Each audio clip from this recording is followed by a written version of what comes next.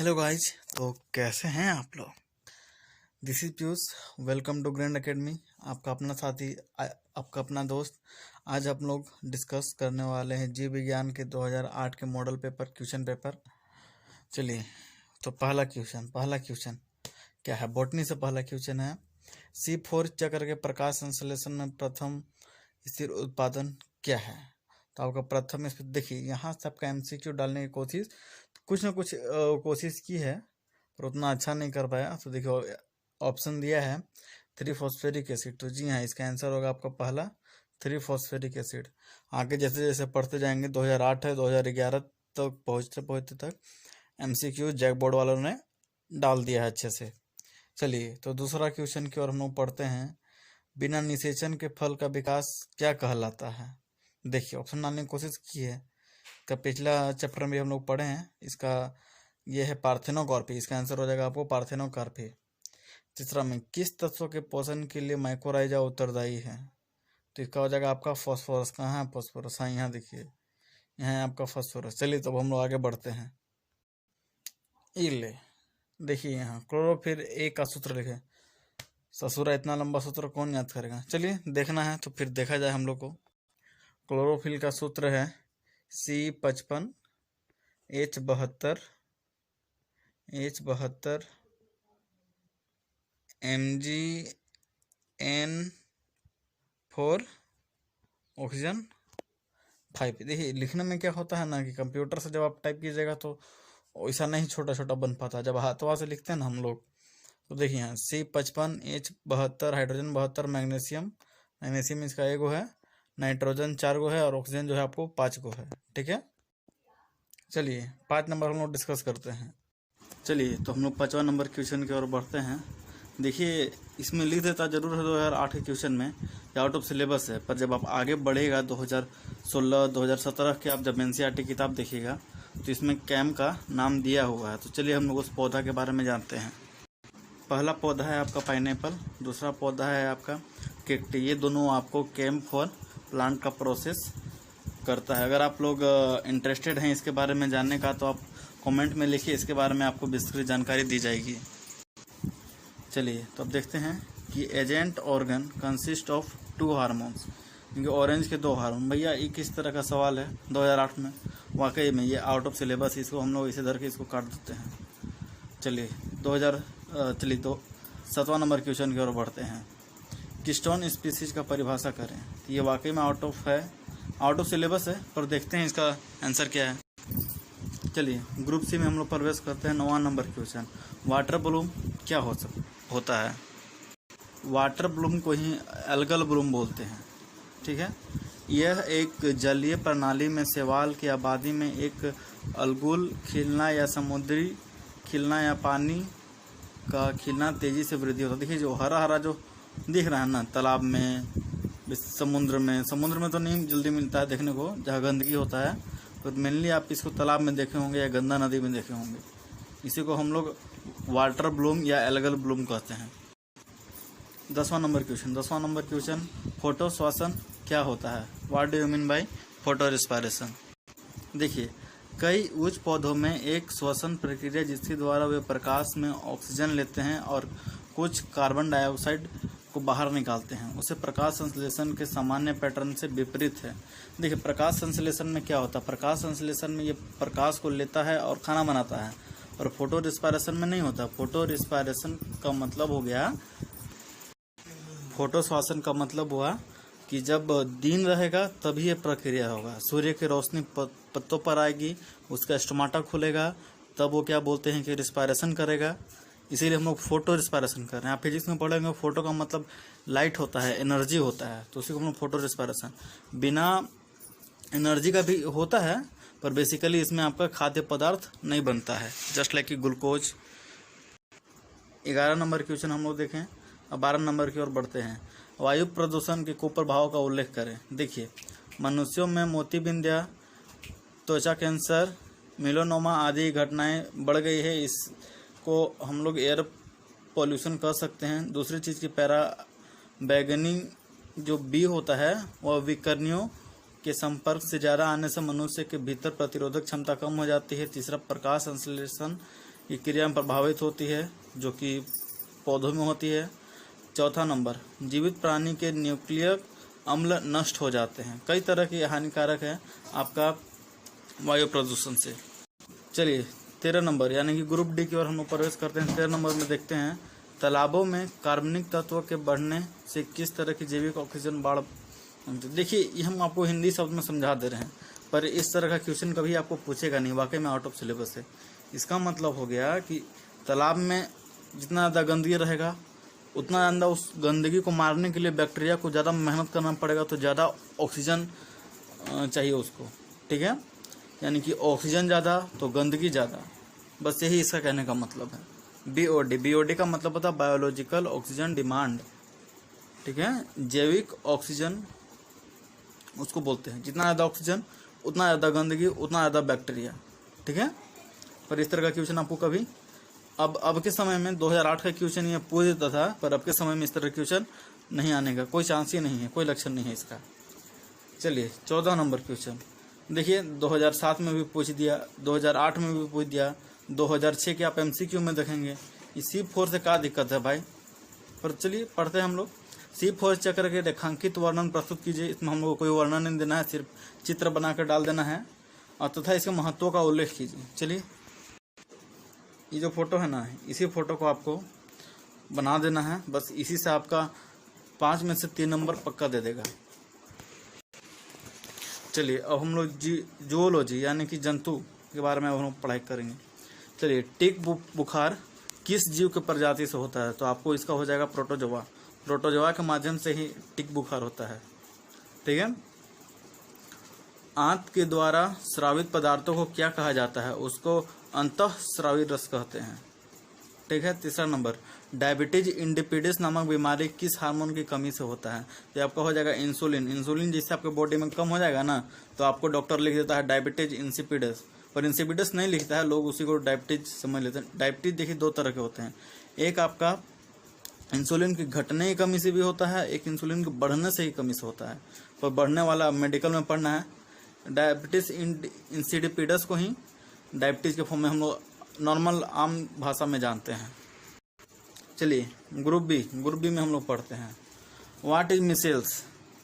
तो ये आपका केमिस्ट्री का क्वेश्चन है, वाकई में ये आउट ऑफ सिलेबस है, भले 2 नंबर का है लेकिन ये आपका काट देते हैं, इसको आउट ऑफ सिलेबस है। चलिए एंट्रियोस्क्लेरोसिस क्या होता है, what do you mean by arteriosclerosis. चलिए इसको हम लोग देखते हैं। आर्टेरियोस्क्लेरोसिस को कठोर या सख्त या एक ऐसी स्थिति के रूप में परिभाषित किया जाता है जिसमें कि धमनियों की दीवार यानी कि आर्टरी जो होता है, मोटा मोटा वाल जो होता है हमारा दिल में, वो क्या होता है, सख्त हो जाता है। धमनियों की दीवारें मोटी और कठोर हो जाती हैं, जिसके द्वारा रक्त का प्रवाह मुश्किल हो जाता है। जाहिर सी बात है, वो सख्त हो जाएगा, कोमल नहीं रहेगा, तो ब्लड को खींचेगा कैसे और ऊपर भेजेगा कैसे, तो उसके लिए जब वो सख्त हो जाता है तो इसी को आर्टेरियोस्क्लेरोसिस कहते हैं, जो बाद में ये हार्ट अटैक का रूप ले लेता है। चलिए हम लोग 5वां नंबर देखें। 6ठा नंबर देखते हैं, यानी कि आगुनीकरण और गुणीकरण। देखिए ऑब्जेक्टिव यहाँ पे लिख दिया आगुनीकरण, इस तरह का क्वेश्चन एनसीईआरटी में नहीं है, पहले के एनसीईआरटी में था देखिए, पर मल्टीप्लिकेटिव फेज यानी कि आपको गुणीकरण के बारे में बताते हैं। गुणीकरण का मतलब है कि लगातार बढ़ता है, 2 से 4, 4 से 8, 8 से 8 ऐसे बढ़ते जाएगा, उस संख्या को हम लोग गुणीकरण कहते हैं बायोलॉजी की भाषा में। और मल्टीप्लिकेटिव गुणीकरण का दूसरा मतलब हुआ कि लगातार बढ़ना। देखिए मिनीमाटा बीमारी प्रथम बार किस खाने में पाया गया था, तो आपका हो जाएगा इसका आंसर फिश, मछली में ये पाया गया था। और कौन सा वाटर में, तो contaminated with normal fresh water में ये पाया गया था, यानी कि साफ पानी, समुद्री पानी नहीं, इसका मतलब हो जाएगा साफ पानी में ये बीमारी पाया गया था।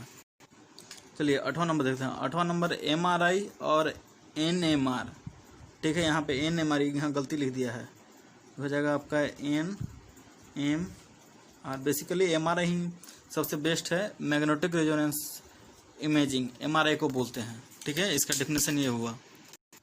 चलिए ग्रुप सी में हम लोग जानते हैं कि मासिक स्राव की विभिन्न अवस्थाएं क्या हैं, तो चलिए देखते हैं।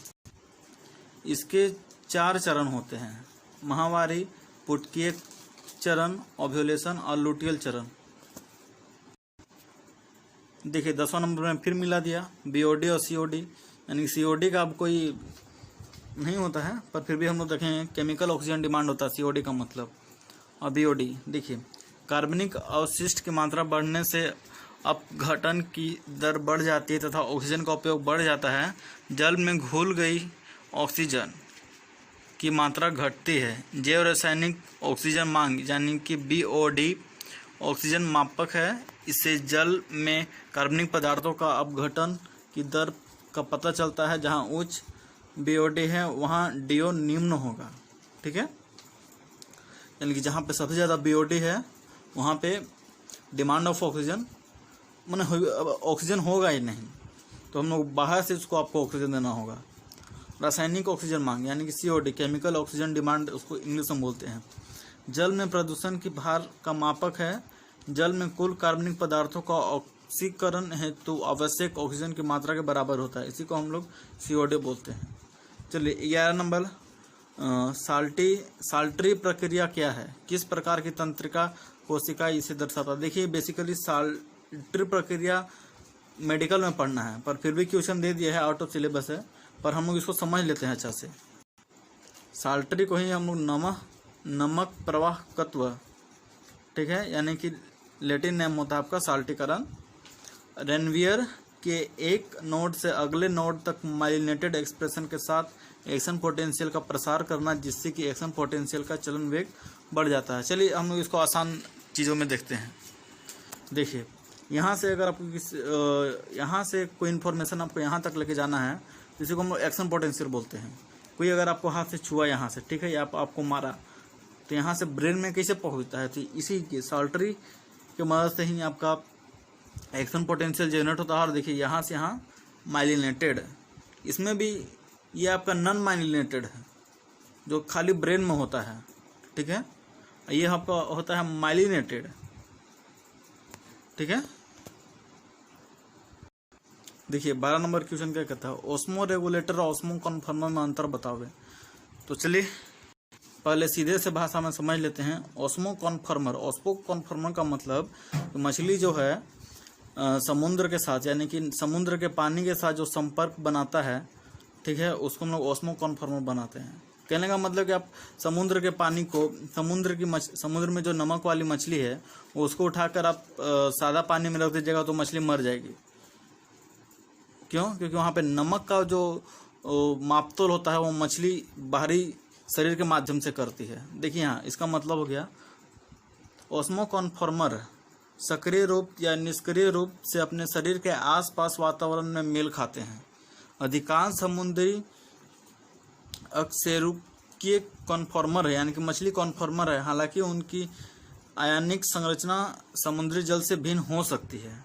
ऑस्मो रेगुलेटर का मतलब होता है शरीर के अंदर नमक का मात्रा कम हुआ ज़्यादा हुआ सेल में, ठीक है। ऑस्मो रेगुलेटर कसकर अपने शरीर के परासरण को नियंत्रित करते हैं। शरीर के अंदर की बात है, ठीक है। शरीर के अंदर जो भी रेगुलेशन होता है ऑस्मोटिक का, कि सेल बढ़ता है घटता है, तो नमक के मात्रा या सॉल्यूट पार्टिकल की वजह से होता है।